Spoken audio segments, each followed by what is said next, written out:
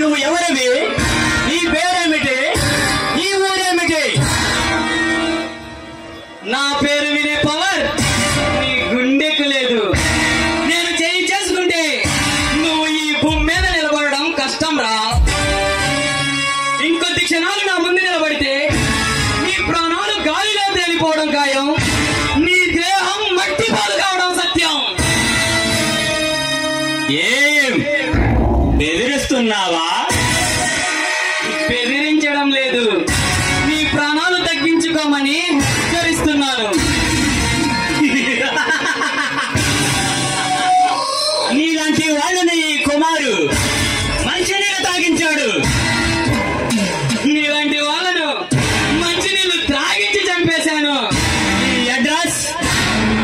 పగలు వీటి కొండల్లో ఉంటాను, రాత్రి నల్లమ అడవుల్లో ఉంటాను, తెల్లవారుజామున సముద్ర తీరాన ఉంటాను. నీలాంటి కిరాతక చక్రవర్తులు ఏమైనా అగాధ్యం తలబడితే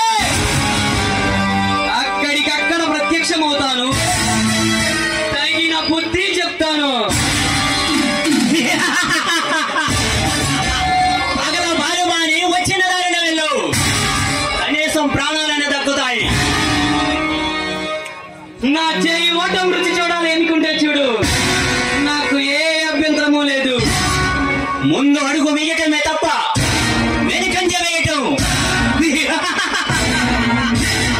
ఈ కుమారు జాతకంలోనే లేదు. అనుకుంటే నాతో చేయ కలుపు.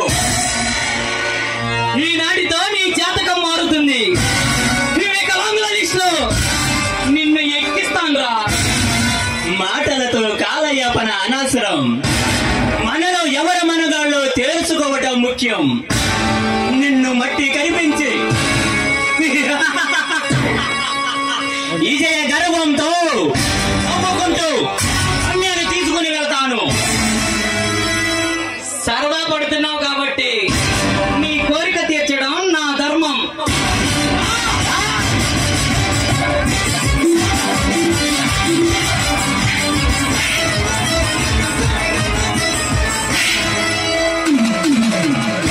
వాడికి తగిన శాస్తి చేయండి, వదలకూడదు.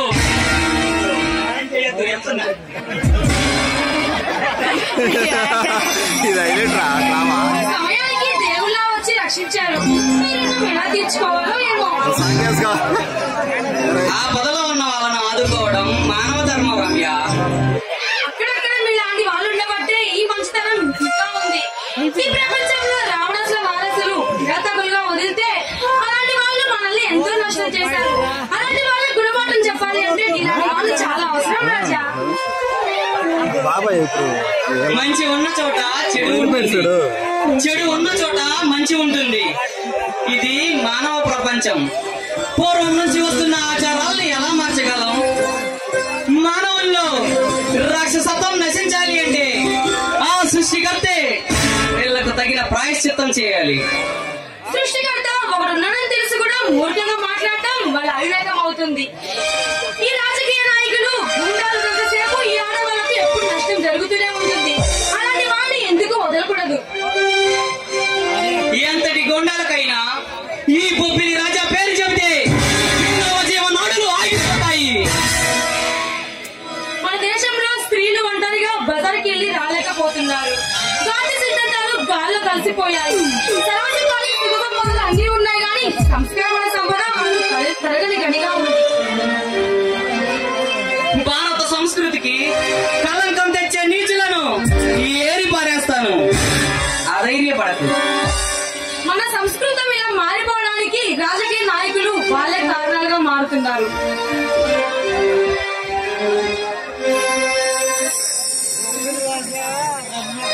ఈ మహిళలు ఉన్నారు కదా, అలాంటి వాళ్ళని చెప్పడం కోసమే అందరూ ఎదురు చూస్తూ ఉన్నారు. అతి త్వరలో ఆ శుభ సమయం తప్పక వస్తుంది. మనమంతా కలిసి మన దేశాన్ని అభివృద్ధిలోకి తెచ్చుకోవాలి.